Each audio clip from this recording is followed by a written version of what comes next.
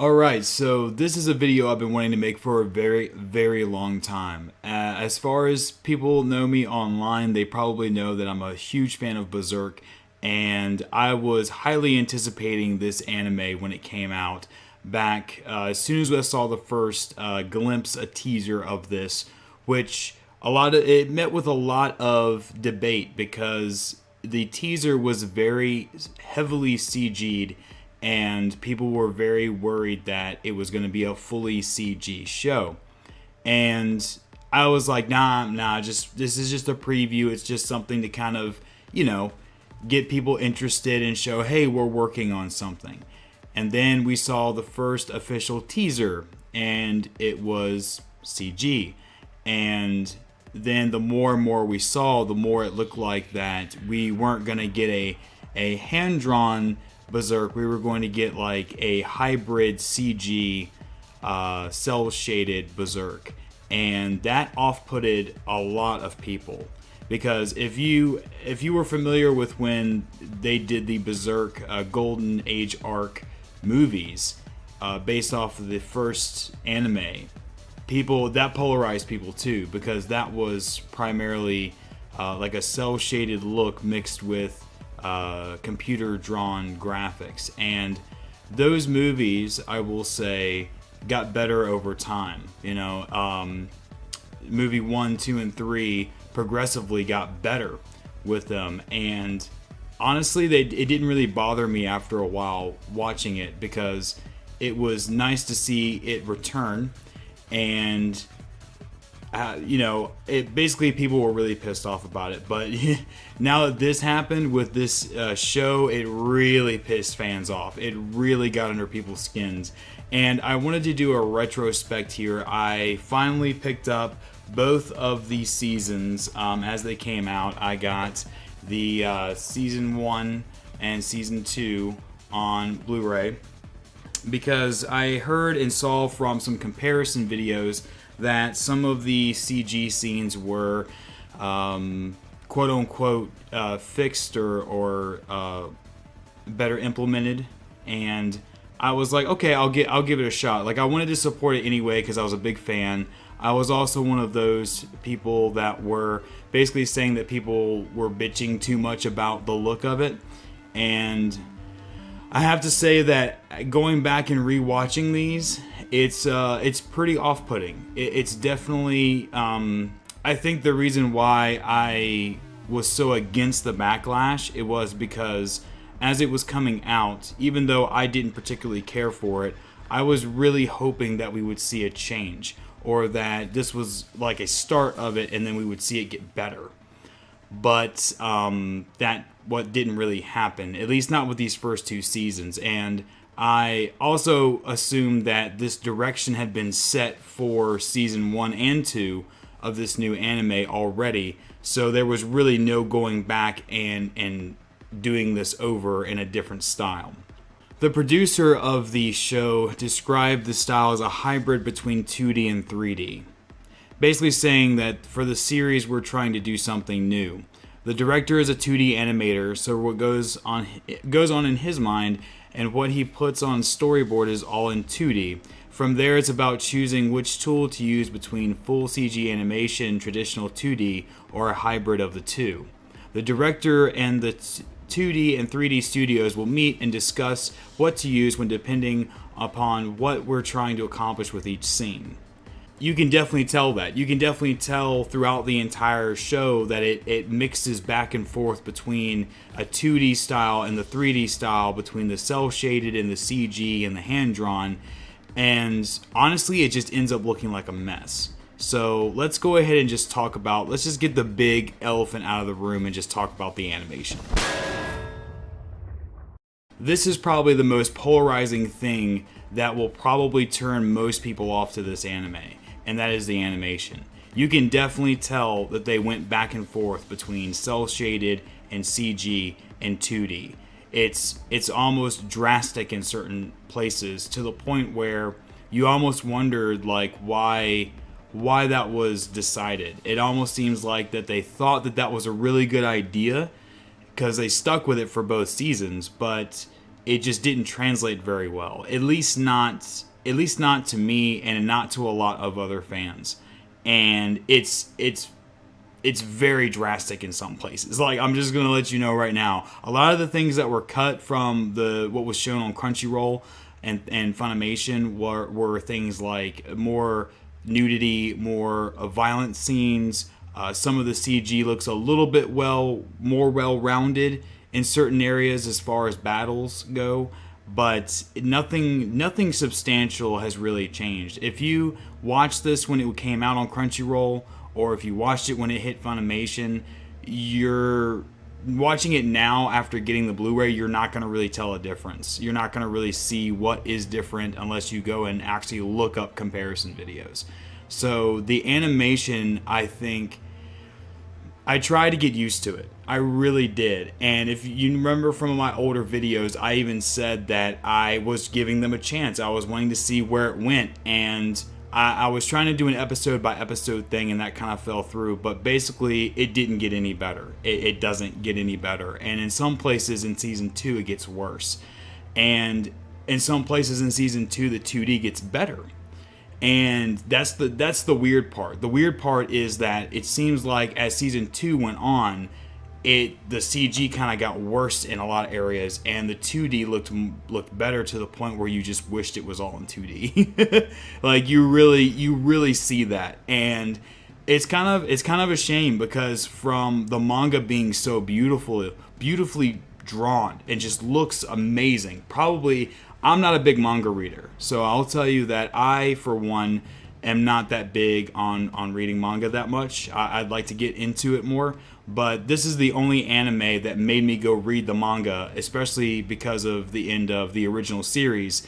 You got cliffhanged and you didn't know what happened, and the only way to find out was to read the manga, and the story was that damn good that I wanted to read the manga.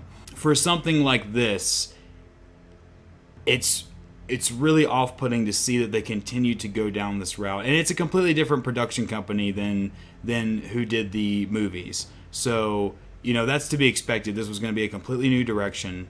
But honestly, the animation doesn't win it over for me. It's mainly the story. And so I'll have to say that the animation, I've got to give it like a 2 out of 5. It's pretty bad.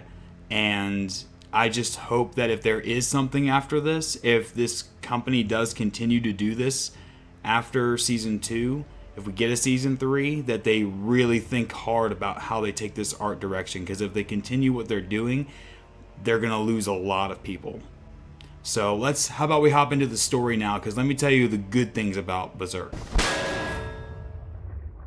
To some fans, this is also very polarizing, because they completely cut out like what I consider would be like an OVA, like the Black Swordsman arc and the Lost Children arc. That's not present in this anime. It kind of jumps right into Conviction and goes from there. And I understand why they did that. I would kind of hope that maybe down the road we could see like the Black Swordsman arc and the Lost Children arc as like an OVA or like a short series that we could get down the road, or maybe even possibly movie-wise, because I feel like those can be self-contained because they're not very long arcs. And they kind of went and started with the arcs that would continuously go into what they could make episodes out of. And I know people can argue and say they could have made episodes out of the other arcs too, but to me, I don't really see that being a big of an issue. It flows very well that if you come to watch this after seeing, say, the original series, or better yet, the movies, because the movies actually kind of tie well into like kind of giving you hints of what's to come, whereas the original show just kind of cuts it off and that's all you get. It's good. I really enjoy the story. I love the characters. I love Guts. I love Puck. Just all of them together work very well, and that's where this shines for me. Like I said, the animation doesn't really do it, but the storyline is very well done, and I'm trying to stay as spoiler free as possible. So I'm not going to dive too deep into it, but it's really hard to find an anime that does fantasy well. It's very hard, and with this being based off of the story from the manga, this is a very well done dark fantasy. And it's something that we rarely get in anime. So if that interests you at all and you like stories like that, I highly recommend Berserk, and I highly recommend that you watch the originals. It's at least especially the movies, because they're very easy to get a hold of. Watch the Golden Age arc movies, the trilogy, and then watch this show because the storyline is fantastic. Seeing Guts form his new party for this show is very fun, and I would honestly say that it doesn't spend a lot of time going on episode-long backstories with people. It spends just enough time to give you just enough backstory on these new characters that you can feel for them, you know where they're coming from, and you know how they fit in this current world.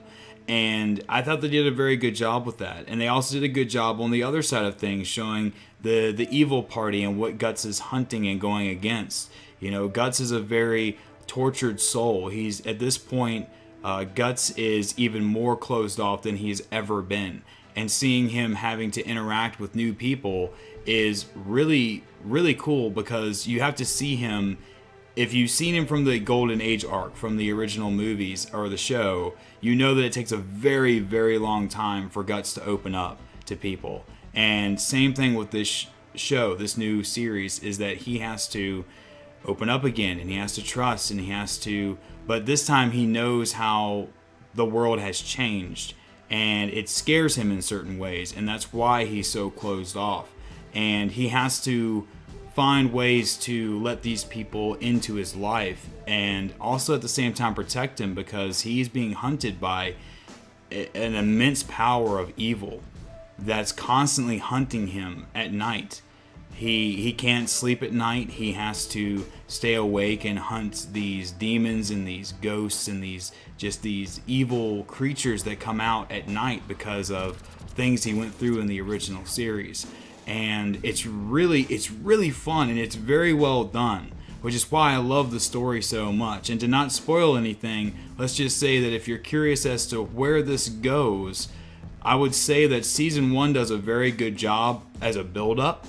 Season 1 is basically a giant build-up, and season 2 you really start to see where the pieces lie.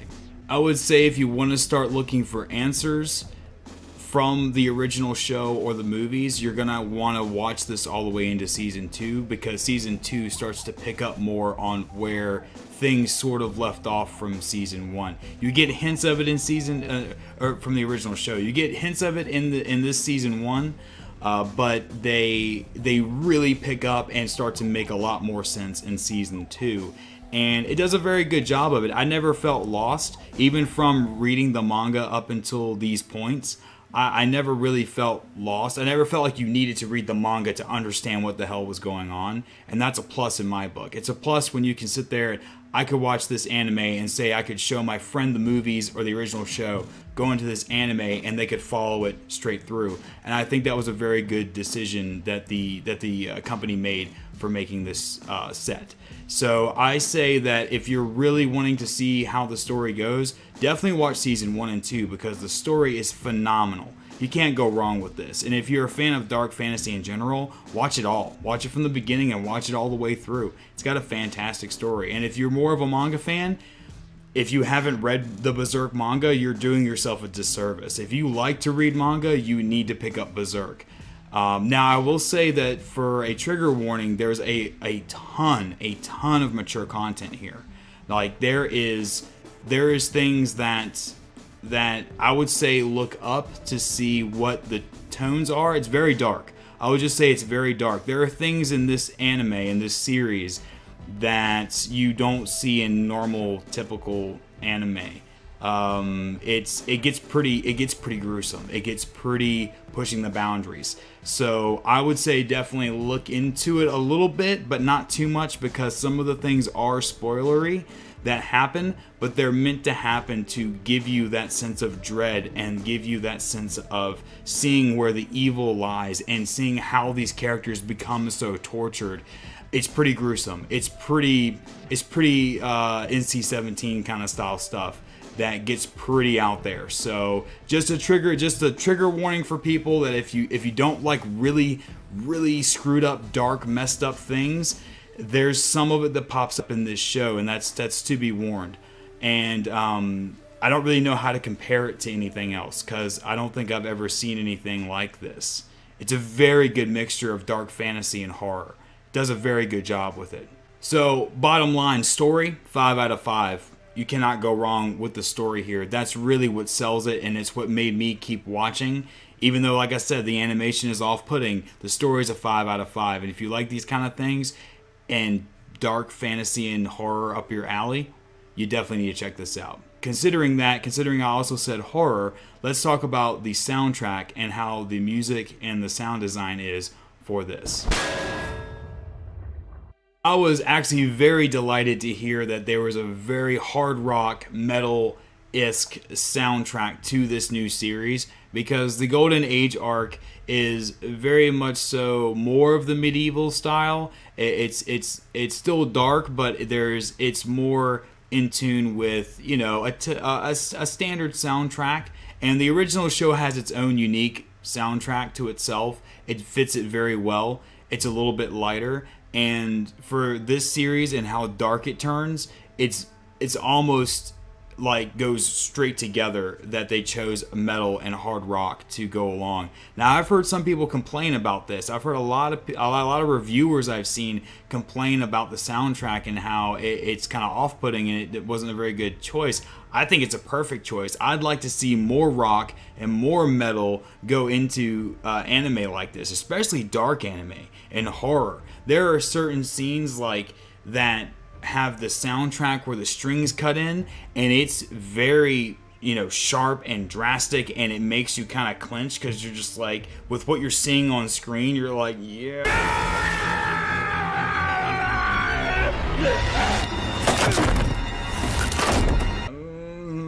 That's pretty gruesome. Like they do a really good job in the sound design, and even with the clang. People have ragged on the clang so much, and I get where it sounds a little off-putting, it sounds a little distorted, but it really makes sense with how, you know, he has the Dragon Slayer sword now, and how ginormous the sword is, and he's just clanging through enemies, and just, it's like a big hunk of metal, like they say, and that perfectly describes the sound it makes when it hits stuff, and I didn't really have an issue with that. Now, the voice acting is something I want to get into. So the soundtrack is really good. I would have to say that the soundtrack is probably, I'd say, a 5 out of 5 for me. I really enjoyed what they picked as far as orchestra and like the regular soundtrack style stuff, as well as the other songs that were more metal and hard rock, especially the intros. I'd have to give it a 5 out of 5. But we gotta talk about the dub. We gotta talk about that real quick. Guts has a voice actor from the original show to the movies that didn't carry over in this series. And it did from the movies to in the Japanese dub to the Japanese dub in this new series, which I have to say the Japanese dub is fantastic. I loved it. The only voice that I couldn't really get behind was Isidro's voice. And I'm probably butchering that name, I'm sorry. But Isidro, I don't know. Isidro, he definitely sounds like a kid in the Japanese dub. In the English dub, he definitely sounds more like an adult, but I can deal with that voice a little bit better. But I will have to say that the English dub didn't really impress me very much. And that's not coming from me being like, oh, Japanese dub is better, English dub always sucks. Like, I'm not one of those kind of like purists that always say like you need to watch only the Japanese dub and read subtitles. But I will say that the English voice acting was kind of lacking here. Standouts to me were definitely Isidro, because I like the voice actor for him. I thought the voice actor for Guts was okay. Farnese was very well done. Serpico was pretty well done, but Puck is downright annoying in the English dub. I'm sorry, I have to say it. Like, I know some people were even like, he's annoying in the Japanese dub too. Not as much to me. I don't know. That may just be a personal opinion to me. But I did think the English dub was kind of lacking. I thought the Japanese dub was better. If you're fine with watching subtitles, I highly recommend watching it in the Japanese dub. If you don't, it just doesn't kill it to watch it in the English dub. I will say that. If you are a fan from the older ones, hearing Guts' voice being different and Puck being slightly a little bit more annoying than the Japanese dub, that could be a little turnoff since Puck is kind of like the comic relief of the show. So there's a lot of voice dialogue with him. There's I don't know. I would have to give it like a 4 out of 5. 4 out of 5, I would say. It's not horrible for the English dub. Could be better. Japanese dub, 5 out of 5. So if you can watch subtitles, watch it with the Japanese dub. Alright, so overall enjoyment. Let's just talk about the entire Season 1 and entire Season 2. Season 1 is a good build-up. I'd have to give Season 1 probably a 3 out of 5. And really only because of the animation. The animation is so off-putting. Almost would be like a 4 out of 5. I'd almost have to give it a 3.5 out of 5. Just because the story is so damn good. And I'd have to give Season 2 the same thing, a 3.5. Because the story is so great. The animation really sucks. The Japanese dub is very good. The soundtrack is very good.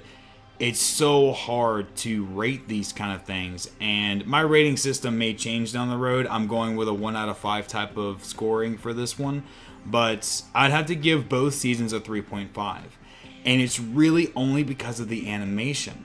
I would almost give both seasons a 4 out of 5, but they need to go a different direction with the animation. I hope that because we haven't seen or heard anything about a season 3 yet, that they are taking their time to listen to feedback and to listen to what fans are saying, to get reactions for this very polarizing style that they chose, because they specifically chose this style. This was not something that they just,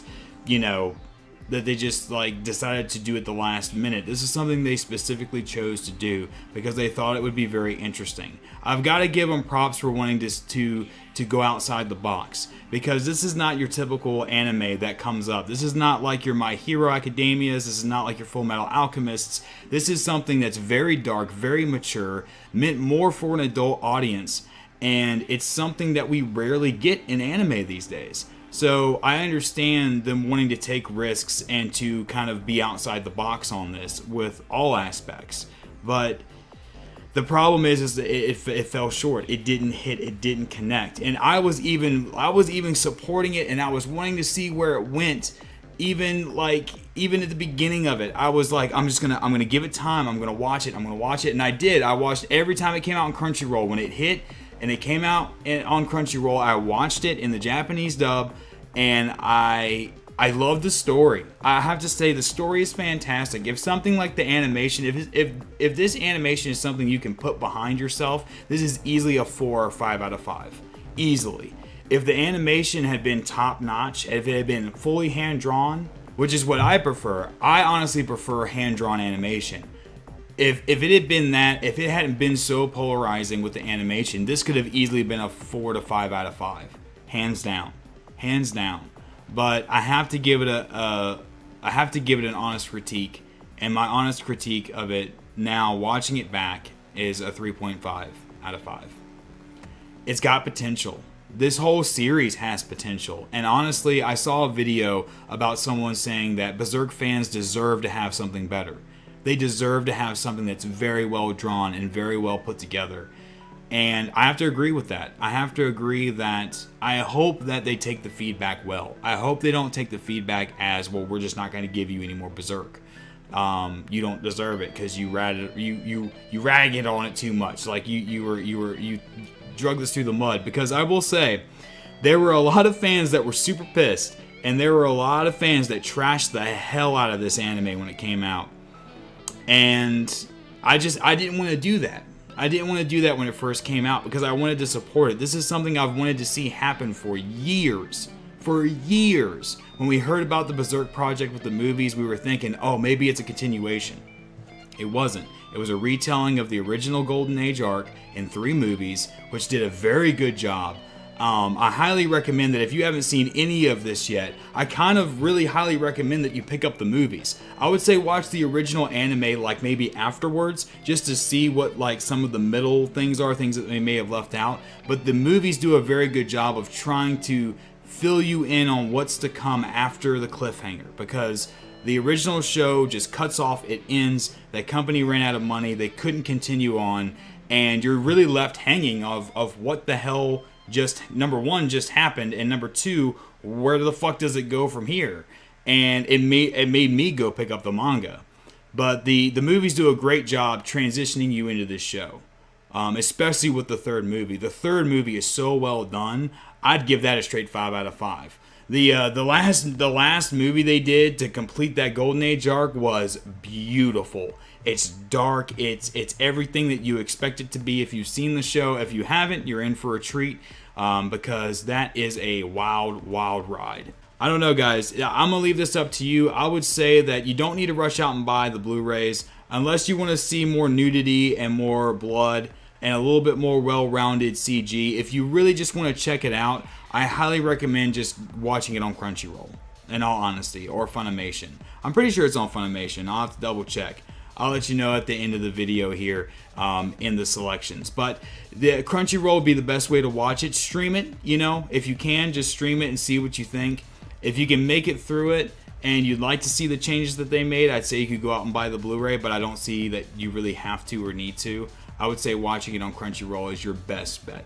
So I really hope for season 3. I hope that they take the fan feedback, and I hope that they take it well. If any of them are watching this, please understand that I really enjoyed the story. I really want to see where it goes from here. I want to see the manga put on screen that in a great way, in a beautiful way that honors the manga. And I just don't feel like the animation choice was very strong in this one. So that's my final consensus, guys. 3.5 out of 5. Let me know what you think in the comment section down below. Did you watch Berserk? Did you watch this new series? Talk to me about your general consensus of the manga shows and the movies, everything. Let me know.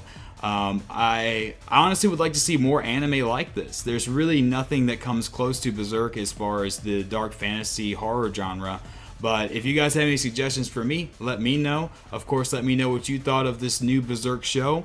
And I will see you guys in my next anime review. Berserk 2016 to 2017. The only anime that looks the best in its intro. And that's not lying. This is Krim for Sleepers for the Week. I'll see you in the next one.